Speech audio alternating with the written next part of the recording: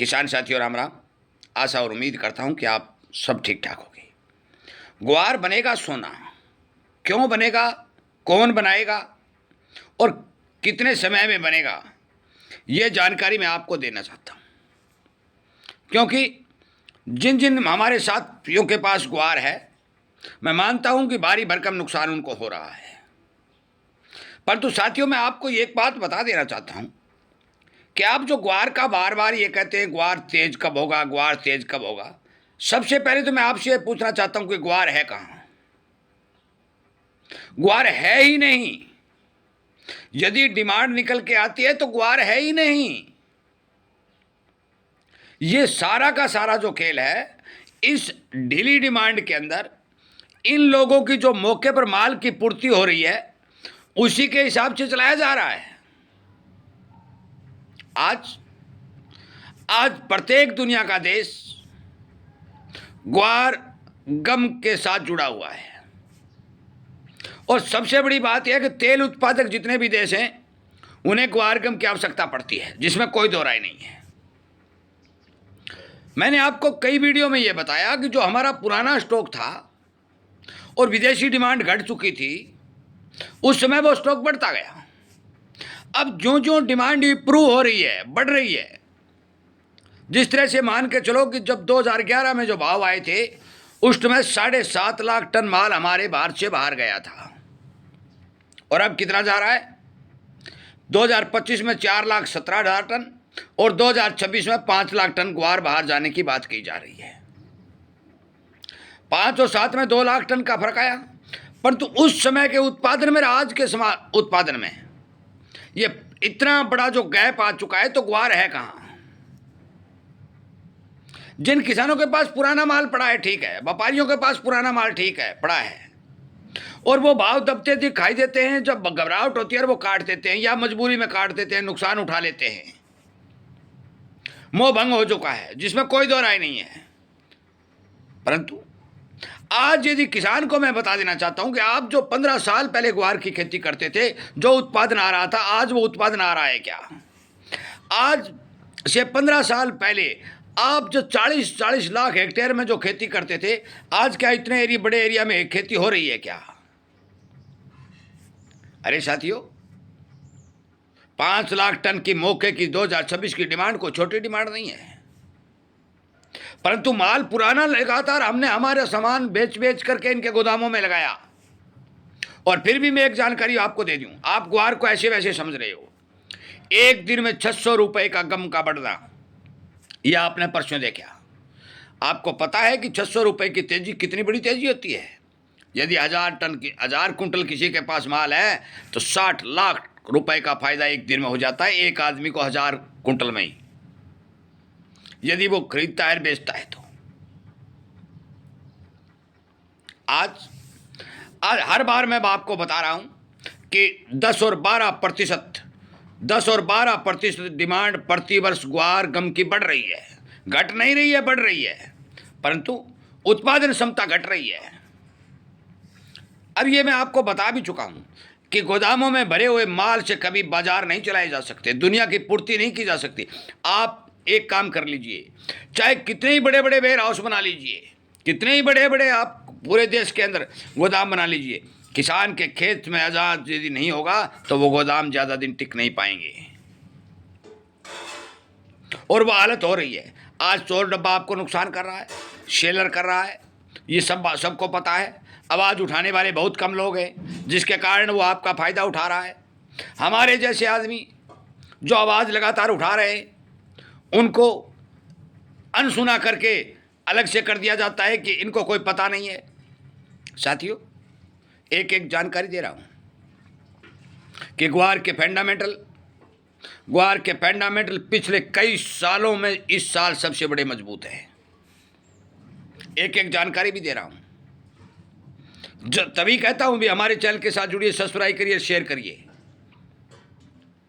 जो export data ये लोग रिलीज करते थे, वो एक्सपोर्ट डाटा रिलीज क्यों नहीं हुआ? कहाँ गया, कहाँ गुम हो गया वो? क्या एक्सपोर्ट नहीं हुआ है, परंतु वो रिलीज नहीं किया गया। आमदनियां 7-8 हज़ार की आ रही हैं, पिड़ाई 25 और 28 हज़ार की हो रही है, तो आप हिसाब करके देखिए कि बाकी माल कहाँ से आ रहा है। और ये आ रहा है उन गोदामों में माल कितने दिन, 15,000 और 20,000 बोरी यदि किसी गोदाम से प्रतिदिन निकलती हैं तो फिर वो गोदाम कितने दिन भरा रह सकता है। एक दिन में 1 लाख बोरी, एक सप्ताह में 1 लाख बोरी निकल जाती हैं। 15 छिक्का 90, 15 7 105, और चक्की चढ़ रहा है। जितना चक्की चढ़ जाएगा, मैंने आपको एक कहानी भी बताई, जितना चक्की चढ़ जाएगा पक्का काम हो जाएगा, क्योंकि आगे आने वाले समय में ना ही 9 मन तेल होगा, ना ही राधा नाचेगी। एल नीनो का प्रभाव बताया जा रहा है 2026 में। मंदे भाव के कारण ग्वार की बिजाई मैं आपको बता दूंगा पिछड़ेगी, क्योंकि अभी मेरे पास जितने किसानों के फोन आ रहे हैं, मूंग की बिजाई टॉप पर चल रही है, दूसरे नंबर पर नरमा की चल रही है, और तीसरे नंबर पर अब की बार मूंगफली की चल रही है, और चौथे नंबर पर अंडी की बिजाई की ओर किसान का ध्यान होता जा रहा है। जो ग्वार कहाँ से आएगा, और ग्वार नहीं आएगा तो या तो ये अपने बोरिए बास्तर बांध के चले जाना, और या फिर ग्वार को सोना बना देना। एक काम पक्का होगा। जिस हमारे साथी ने, व्यापारी ने, किसान ने 15 वर्ष तक नुकसान उठाया है, वो इतना सरलता से उसके हाथों से ग्वार नहीं निकलेगा, और वो मंदे भाव में देना भी नहीं चाहेगा।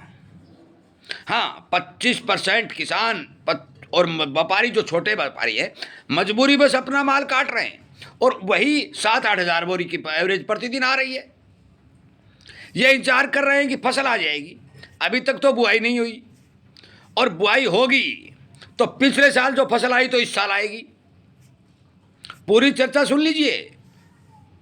2025 के अंदर जो फसल आई है तो 26 में कहाँ से आएगी। 25 में तो इन्होंने वो फसल लेकर के गोदामों से माल निकाल के पूर्ति कर दी, 26 में कहाँ से करेंगे, और 26 में कर लेंगे, 27 में कहाँ से करेंगे। साथियों, ग्वार की स्थिति एक ऐसी स्थिति बन सकती है, अनुमानित तौर पर बता देना चाहता हूं, कि किसी के समझ में नहीं आएगी। या तो दुनिया ग्वार का इस्तेमाल, ग्वार गम का इस्तेमाल बंद कर देगी, या फिर भाव के मामले में इसका कोई मुकाबला नहीं रहेगा। और ये सारा खेल जो एनसीडीएक्स कर रहा है ना, क्योंकि कभी किसी समय में एनसीडीएक्स का राजा ग्वार हुआ करता था, और आज उसे भिखारी बना रखा है। इस एनसीडीएक्स को भी इस बात का पता चल जाएगा कि जितना बड़ा खेल करोगे, किसी भी कम्युनिटी में करोगे, तो इतना बड़ा नुकसान होगा कि झेलने की क्षमता नहीं रहेगी। आज एक रिपोर्ट मेरे पास आई, मैंने आपको पढ़ के भी सुनाई थी, कि यूरोपीय देशों में ग्वार के तेल के ऊपर रिसर्च हो रहा है, प्रोटीन की मात्रा खोजी जा रही है। यदि वो प्रोटीन की मात्रा खोजी जा निकल गई तो फिर क्या होगा। आज सोयाबीन की कमी दिखाई दे रही, क्यों दे रही है? इसका इस्तेमाल बढ़ चुका है। इसी तरह ग्वार का इस्तेमाल बढ़ चुका है। किस चीज़ में बढ़ चुका है? चोरी में बढ़ चुका है, कोरमा में बढ़ चुका है, और गम का इस्तेमाल जो पहले पेट्रोलियम हुआ करता था, ये हर एक चीज के अंदर गम का इस्तेमाल किया जा रहा है। और तभी बढ़ करके 5-5.25 लाख टन माल की जरूरत पड़ती है।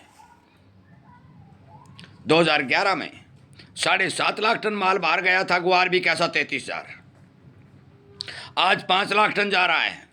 ग्वार बिक रहा है, क्या भाव बिक रहा है? ग्वार बिक रहा है 5,800 रुपये एनसीडीएक्स पर। क्यों भाई? एक्सपोर्ट 7.5 लाख का हो जब 33,000, और 5 लाख का हो तो 20,000 से कम कैसे रह सकता है? ये सारा का सारा खेल इन खिलाड़ियों का है, और ये खिलाड़ी जल्दी ही दौड़ते दौड़ते रुकना पड़ेगा, पानी पीना पड़ेगा। समय लग रहा है, नुकसान हो रहा है, मैं मानता हूं, और मुझे पता है कि जब मैं तेजी बोलता हूं तो गालियां भी पड़ती हैं, परंतु साथियों, बेशक गालियां पड़ो, जिस दिन तेजी बनेगी उस दिन हम आपस के अंदर मिठाइयां बांटने का काम करेंगे।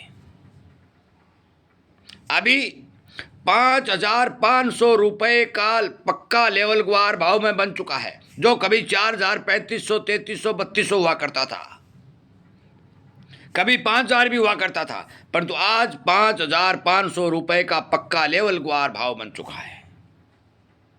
और आगे आने वाले समय में धीरे धीरे अपने रेंज मोड को तोड़ते हुए ग्वार एक बिजली की रेलगाड़ी की तरह चलने का काम करने की संभावना दिखाई देगी। यह मैं आपको विश्वास के तौर पर कहता हूं। अनुमान तो अलग चीज है, अनुमान अलग चीज है, परंतु आपके आत्मा पर हाथ धर के रखिए, क्या ग्वार में आपको मंदी लगती है? आपकी आत्मा खुद बता देगी। मेरे कहने की कोई जरूरत नहीं है। आप अपने आत्मा पर हाथ रख के देखिए कि ग्वार के भाव आपकी आत्मा आपको क्या बता रही है। परंतु समय से पहले और भाग्य के बिना किसी को नहीं, कुछ नहीं मिलता, और समय जरूर आता है। यह प्रकृति का नियम है, और परिवर्तन भी प्रकृति का नियम है। जिसको बेचना है बेच दें, रखना है रख लें। सच्चाई यही है, सच्चाई यही है कि आने वाला काल, आने वाला भविष्य, आने वाला समय ग्वार के किसान का होगा। समय कितना लग सकता है ये तो मैं डेडलाइन नहीं दे सकता, कितने भाव बढ़ सकते हैं, क्योंकि ग्वार के भाव कितने बढ़ सकते हैं ये कोई अनुमान नहीं लगाया जा सकता। परंतु घटने के कोई 5,500 रुपए से 1 रुपया भी घटने का चांस नहीं है। शेयर कर दें, बता दें और किसानों तक पहुंचा दें, ताकि उन्हें जिस किसके पास माल है वो अपना माल सोच विचार कर सेल करे। आगे आने वाले समय में बेशक बिजाई कर लेना, मैं ये नहीं कहता बिजाई मत करना, बिजाई कर लेना, उत्पादन नहीं होगा, करना बिजाई। उत्पादन तो भाई पूरे देश का निकालोगे तो 70 किलो का 80 किलो का आएगा, हो सकता है घट भी जाए, और नहरी क्षेत्र का निकालोगे तो 2 कुंटल का आएगा, और 10,000 बिकेंगे तो भी 20,000 पड़ेंगे, और 20,000 रुपये प्रति एकड़ में किसान को कुछ नहीं बनता। ये सोच लेना, समझ लेना। आप सबको जो मैंने इन बातों से अवगत कराया, ये बातें आपको भी समझनी चाहिए, उन पर विचार करना चाहिए। मैंने जो बात बताई है उन बातों पर गहनता से विचार करना चाहिए, और फिर आगे बढ़कर बिजाई करना या बेचना उस बात का फैसला लेना चाहिए। जय हिंद।